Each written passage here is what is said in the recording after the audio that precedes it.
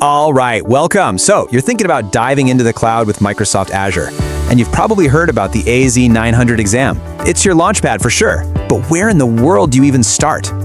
Well, that's exactly what we're going to do in this explainer. We're going to break it all down. Let's get right into it. So here's the game plan for our tour today. We're going to kick things off by talking about why the AZ-900 is the perfect starting point. Then we'll make 3 big stops. First, we'll get the basic language of the cloud down pat. After that, we'll explore Azure's core building blocks. And finally, we'll look at the tools that really put you in the driver's seat. To wrap it all up, we'll give you a roadmap for how to prepare for your journey. You know, you look at the Azure ecosystem and it's massive. It can feel a little intimidating, right? You've got dozens of certifications, hundreds of different services. So it's a totally fair question, where do you possibly begin? And the answer is right here, the AZ-900. I want you to think of it as the official starting line. It's designed to give you that wide foundational understanding of the landscape without needing you to be a super deep technical expert right out of the gate. It's all about building that solid base to grow from. And you know, you don't just have to take my word for it. Microsoft themselves put it perfectly in the official guide. This exam is for any tech professional. It doesn't matter if you're in development, infrastructure, data, whatever. If you want to show that you get the big picture of cloud concepts and how Azure fits in, then yeah, this exam is for you. Okay, so if we look at how the exam is actually broken down, it gives us a massive clue on where to focus. See that biggest slice of the pie? Azure architecture and services. That's almost 40%. The other two, cloud concepts and management, are pretty close to equal. So what does that tell us? It tells us that while the fundamentals are absolutely key, the exam really wants you to understand what Azure is made of and what you can do with it. All right, let's dive in. First stop on our tour, cloud concepts. You know, before you can build a house, you need to know what a hammer and a nail are. It's the same here. Before you can build in Azure, you have to speak the language of the cloud. This whole section is about that core vocabulary. First things first, we've got the core deployment models. A public cloud, like Azure, is just a massive pool of shared computing resources that anyone can use. A private cloud, on the other hand, is infrastructure that's dedicated to just one single organization. And what happens when you mix them together? You get a hybrid cloud. The exam is definitely going to want you to know which one of these fits a certain business need. Now, this leads us to a super important idea in all of cloud computing, the shared responsibility model. It sounds complicated, but it's a really simple idea.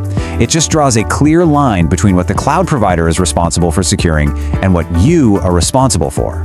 So think of it like this.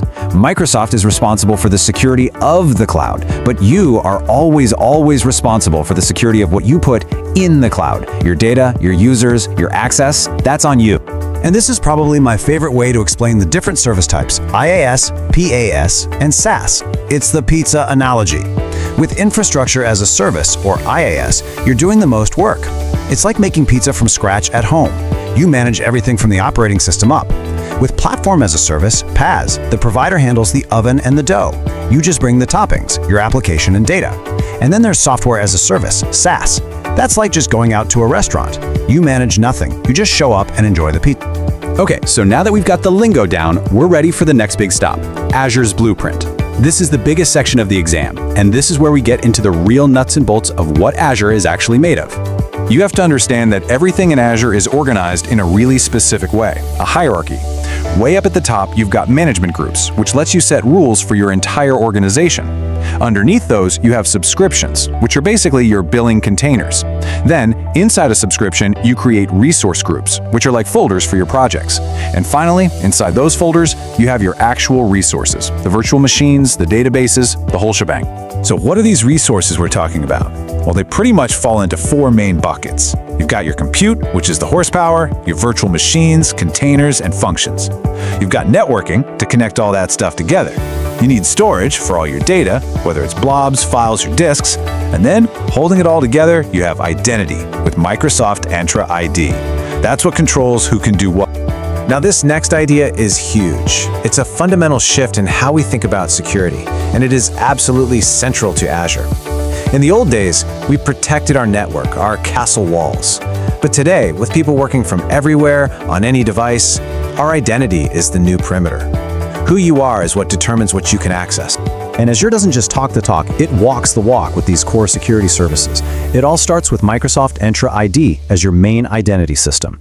Then you protect those identities with MFA, multi-factor authentication. You give people just the right amount of access with RBAC, or role-based access control.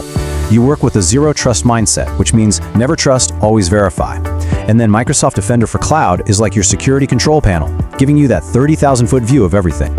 All right, we're on the home stretch. Our final stop, running the show. I mean, it's one thing to build stuff in Azure, but how do you manage it all? How do you make sure it's secure, compliant, and cost-effective?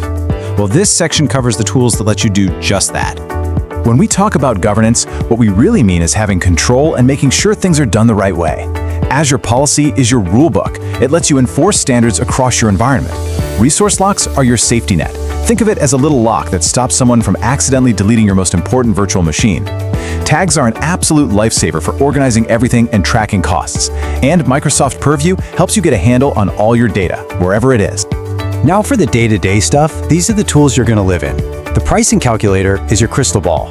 You can figure out how much something will cost before you build it. Azure Advisor is like having a free consultant who's always giving you tips to improve security, save money, and boost performance. Azure Monitor is your health dashboard for everything. And Azure Service Health is your direct link to Microsoft, letting you know if there are any issues with the platform itself. Okay, so we've covered the entire landscape of what's on this exam. We've done the tour. Now let's talk about maybe the most important part. How do you actually prepare for this journey and, pass the test? So what's the magic number?